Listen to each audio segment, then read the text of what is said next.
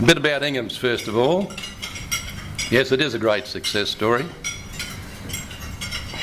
Bob and Jack started the business in the late 1950s. Before that, their family business was in pigs and layers rather than chicken meat. But they built their first factory down at Hoxton Park, and I think they used to process about 25,000 birds a week. And they're warned by other processors, old Charlie Biata and Joe Cordina, that they'd ruin the industry, killing so many damn birds. And but they went from strength to strength. It's interesting that the company grew mainly through acquisition. I think in total we've been through 27 acquisitions.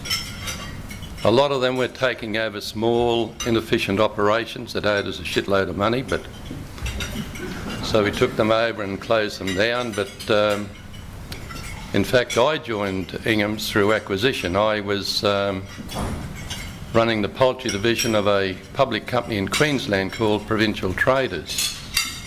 It had two main businesses, fats and oils and chicken. And in 1979, Inghams joined with John Elliott of Henry Jones, and they took the business out. John Elliott took the fats and oils, and Bob and Jack took the chicken business. And I ran Queensland for them until 1987, where I came to Sydney and took over running the business in 93. There used to be four divisions to Inghams. There was Inghams Enterprises, there was our joint venture with British Tobacco Amatil called Golden Poultry. We operated in Queensland, New South Wales, Victoria and South Australia and the Northern Territory. Golden Poultry centred in Victoria, had integrated operations in Victoria, South Australia, West Australia and Tasmania. We bought out British Tobacco in 1987 and integrated the operations. The third string to our bow was a transport company, a refrigerated transport company, East A's Transport. We decided not long after that we were chicken pluckers rather than truckies, so we got out of trucking. And the other wing to the company's portfolio was AA Teagle. AA Teagle was the breeding company that did all the genetic breeding for us in chickens, in turkey, in layers and in ducks. And they also ran and operated an integrated turkey operation. We integrated AA Teagle and took the decision that we would get out of genetic breeding ourselves and start using international brands. When I made that recommendation to Bob, it's the second time he threatened to sack me, because he couldn't see that there would be any benefit in using international breeds. Thankfully it worked, and so we transitioned from doing our own breeding to going to purchasing in international breeds. And for that purpose we built a purpose-built quarantine station down near Goulburn. And every 6 months we'd bring in genetic material either from the UK or from America as fertile great-grandparent eggs, hatch them under very strict aqueous supervision, grow them out for 12 weeks, and they'd be blood tested again before they'd go out onto farms to be multiplied up to give us grandparent stock, and they'd be multiplied up to give us parent stock, which would go out to the various states as parent stock to produce the fertile eggs that we then hatched and grew out to be processed. Every 3 years we bring in a genetic import of turkey, and every 5 years we bring in a genetic import of layers. We got out of the duck business probably some 20 years ago. It was too small a business for us to be interested in.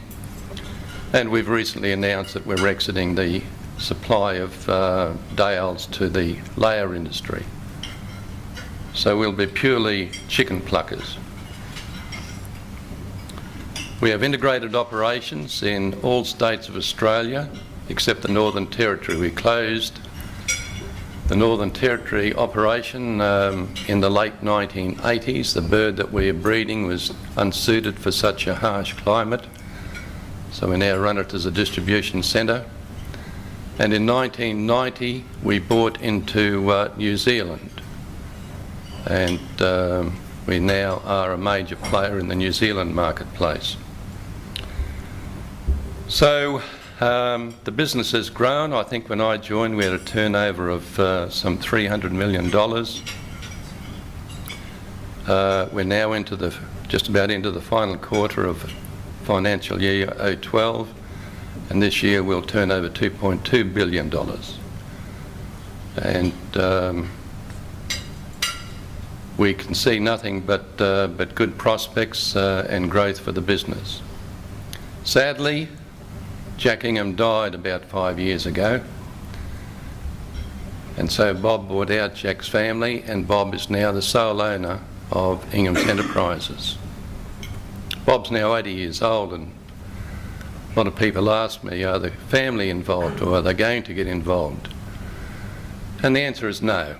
Bob's 4 kids, I say kids, they're aged 45 to about 56, have settled lives. Robbie has his business, and they're quite happy to see the business continue under the current management structure with the succession plans that we have in place. That's about all I think I wish to say about Inghams. The growth of the industry hasn't been fantastic. We now claim about 44 kilo per head of chicken consumed in Australia. New Zealand's about 38. It always seems to lag what we consume in Australia. That compares with about 32 kilo per head of beef, and then you go down through pig meat, which sits at about 23 kilo, and down to sheep meat, which sits at about 14 kilo. I can remember when we used to have about 285 million head of sheep in Australia. That flock is now down to about 75 or 80 million.